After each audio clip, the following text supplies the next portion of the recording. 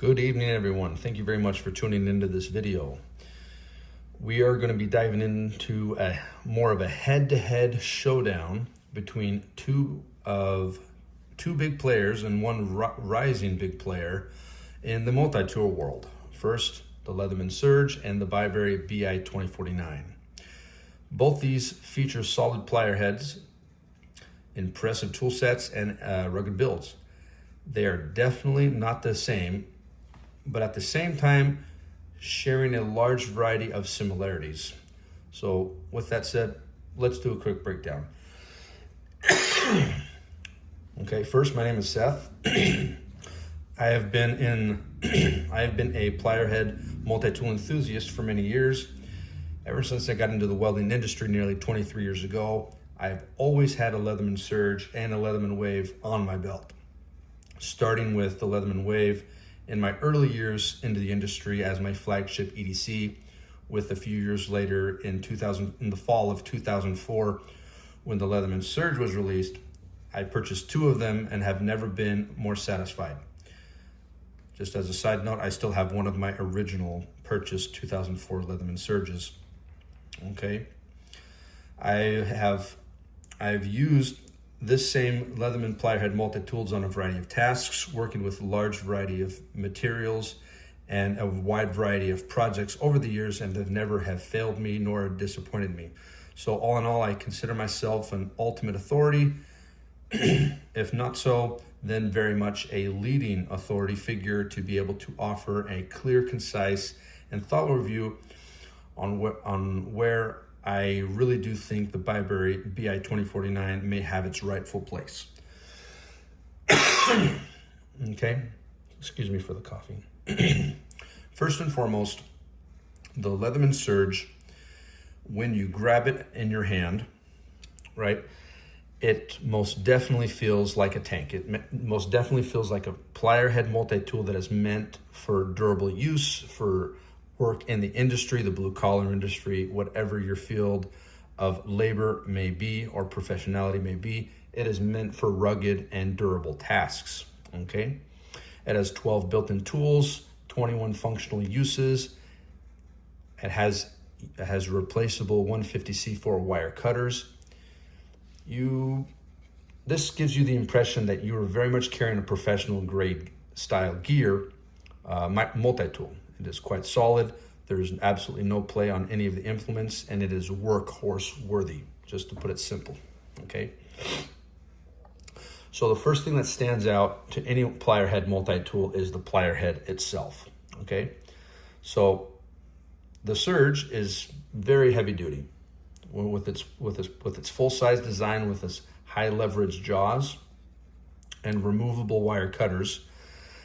That's a huge plus for a lot of those who use plier head multi-tools every day in a long-term use setting. The singular complaint I do have with Leatherman is rather the design of the wire cutters. And if you look carefully, you'll notice that on the bottom here, there's a little bit of space. Okay. Now, for me in the welding world, when a general function that I use daily on a highly repetitive setting is cutting filler wire, whether it's from a GMA gun or for TIG welding. I cut wire all the time, and so it is a repetitive task that I continually use. Okay, and so the fact of the matter, where I have wire that falls into that open voided crevice there, and it acts more as a pinching effect instead of a shearing effect, it's rather kind of bothersome for me. It's kind of a little bit annoying. But really, that's the only complaint I have about the wire cutters. Okay, and not to mention, there's also wire cutters back here. So if you wanted to avoid that, you could just use the ones back there, and you'll have no issue. So, anyways, all that aside, it is very solid and very, very true, and many of the functions that I've put it through over the last 21 years now.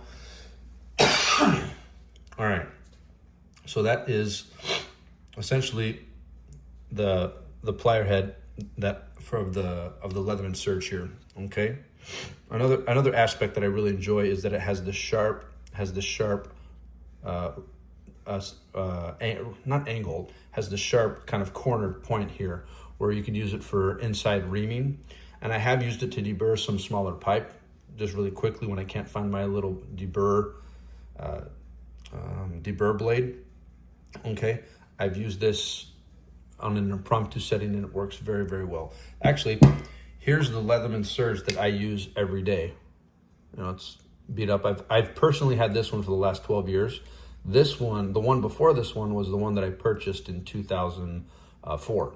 Okay, one of the two. And then in 2014, 2015, around that time frame, I warrantied it because my flathead broke. And they just sent me out a new one, and I've had this one ever since. Okay. Now the Bibury.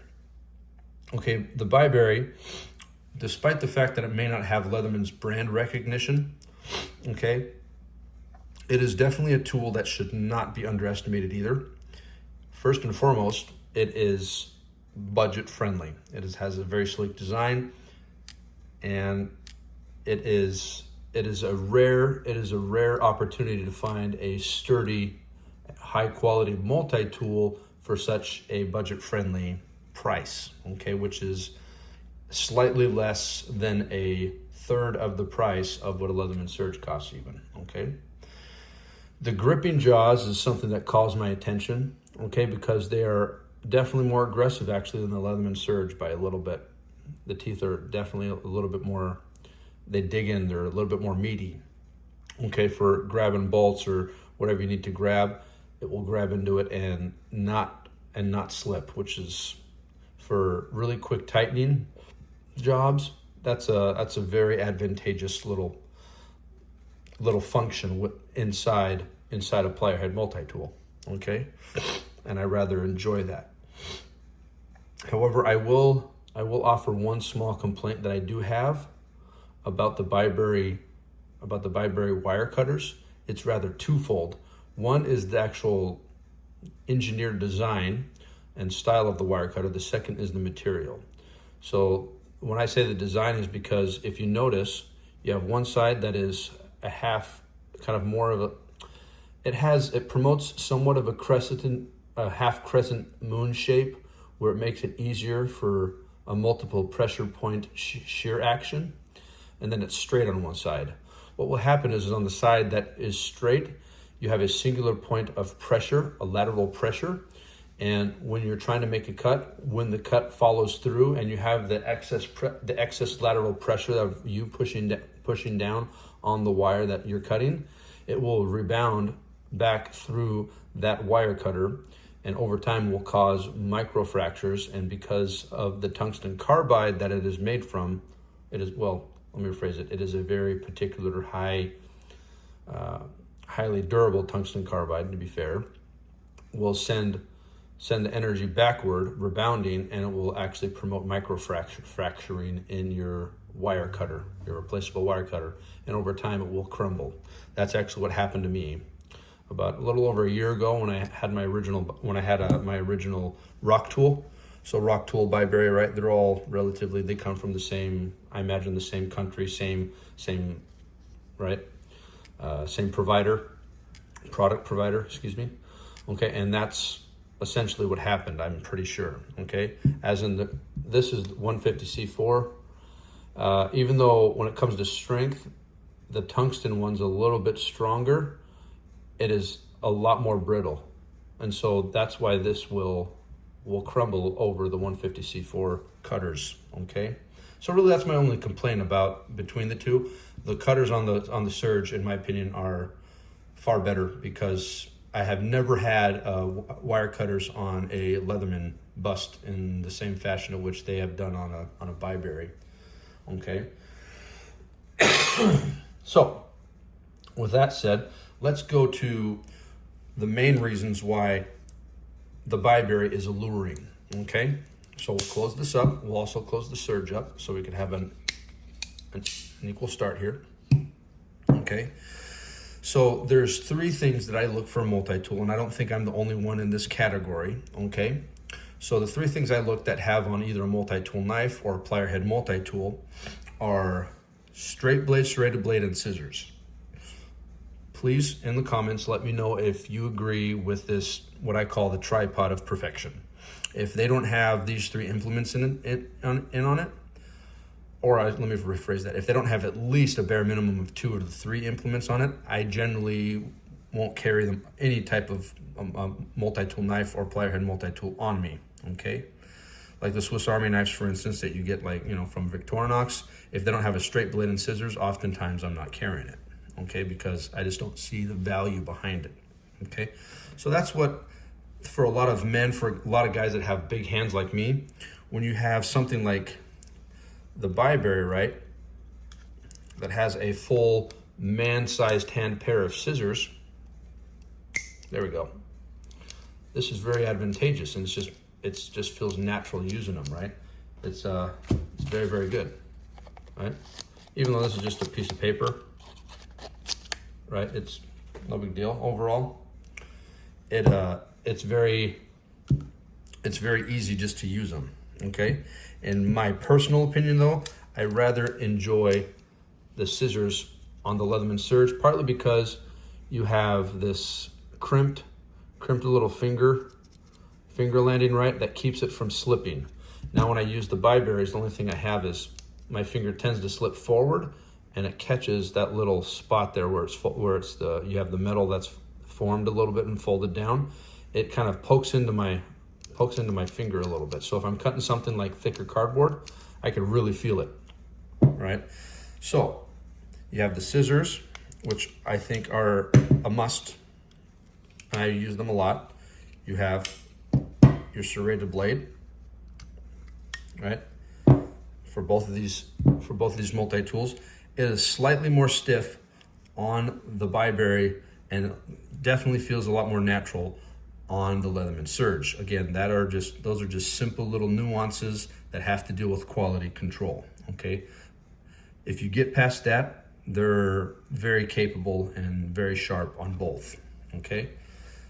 Oh, and I forgot to mention the metal that they use for this is CR 313, which, by the way, is a designation that they use overseas in China, but the equivalency in the United States is basically, it is 420 HC, but without the heat treat behind it.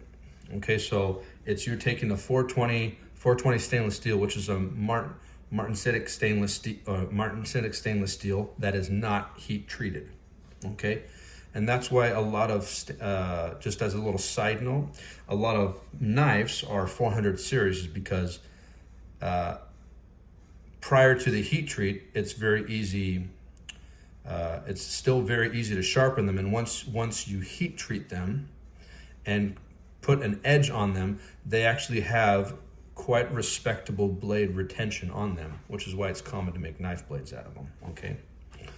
But so this is essentially 420 stainless. That's literally what it is. Only difference is this is essentially made out of heat treated 420, okay? So, and what that means is that you have a hardness factor of the upper 40s to low 50s for your Bibury, and then you have upper 50s to low 60s for your Leatherman Surge, okay? So they're relatively close. So this actually, believe it or not to get too technical, but if you had to essentially close up, say this my Victorinox Swiss tool, and pull out, say, the straight blade. Oh no, actually this one does have and you were to pull out, say, this blade, right? If I get them all here in line, this actually is a little bit softer than the Bibury, okay? So in strength, unfortunately, you have the softest, intermediate, and the strongest, okay? So this is the panoramic, this is the visual, okay? These two are very close in metallurgical composition too, but these, when it comes to percentages and how they're put together, these are practically identical. So the fact of the matter that they even got it down to that is quite impressive. It's just a question of heat treat. That's all it is, for better better blade retention. Okay, I'm kind of going off too much on a tangent. I'll try to get back into the swing here. Okay, so the outer tools here, and then you have the other thing that's probably a little bit different are going to be your files. Okay, right here. Okay, oh, excuse me. There we go.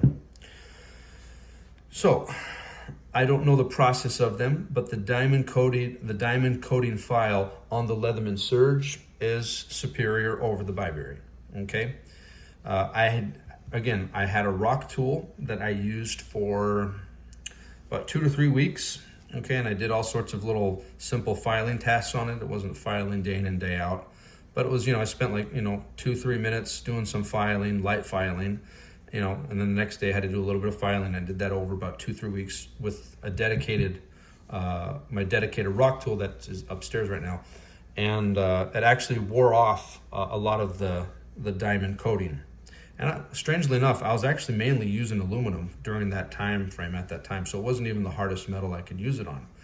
But I've never had a diamond coating completely be wore off a Leatherman Surge. Okay, I could show you my wave, just as a result. I've had it for years and it's never ever worn off the diamond coating on it. Okay, so even though this is very good, I would mainly stick with plastics and a lot of substances that are, say, not as hard as your mild steel or carbon steel. Okay, if you're going to use it for that type of setting. Okay, so after your file, after your file and your straight blades, that's relatively it. And after that it comes down to the internal tools. Okay, so these internal tools that you get here, I'll pull off my Victorinox here.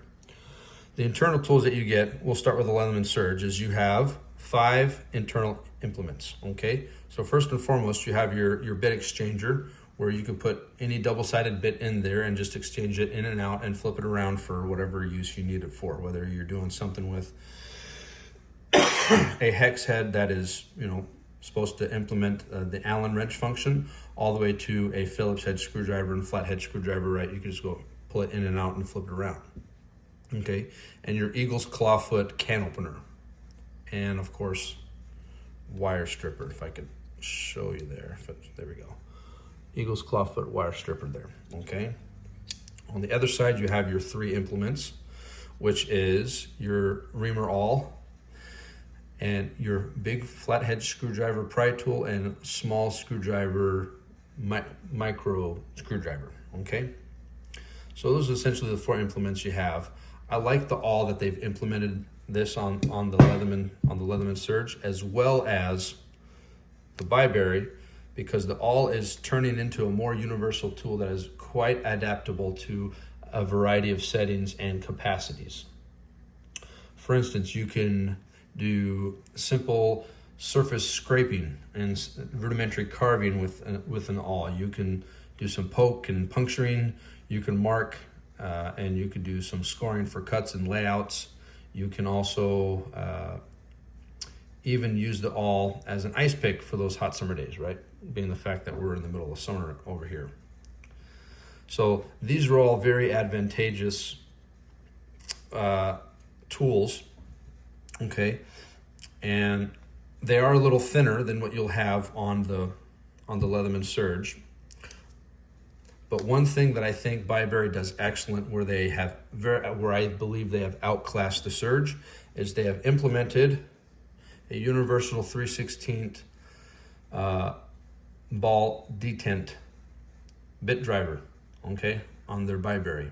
And that was their first model, and now they're kind of better engineered second generation, right? It is virtually and universally adaptable for any situation involving general installation or put together yourself projects, all right? Leatherman, you can't do that. You have to get proprietary bits, and oftentimes because they're proprietary, a lot of places charge a pretty penny for them, and that's unfortunate. And I think that's one of the most crippling aspects about the Leatherman Surge, and just Leatherman in general that have the bit exchangers. Okay. So in conclusion, ultimate conclusion here, not to take too much more of your time, where does the Bibury BI 2049 sit? Okay, I have used its what do you call it, predecessor. I've used its predecessor, and I have my complaints about it, so I know for a fact it is not. I would not classify it as heavy duty, but what I would classify it as is a light to firm and strong medium duty. Okay, this will be an excellent companion in the medium duty field. I think this will be very much the king of medium duty, 100%. I don't think it's possible to kick the Leatherman Wave and the Leatherman Surge out of heavy duty applications. They hold up extremely well. Okay, it would take quite a bit of innovation and ingenuity and precise material usage to get it to that point. So again, my name is Seth. I hope you've enjoyed this video. I consider the plier head multi-tools to be, these particular ones to be serious game changers. So please click the link below and see for yourself why they stand out. You just might find the favorite one that you're looking for. Until next time.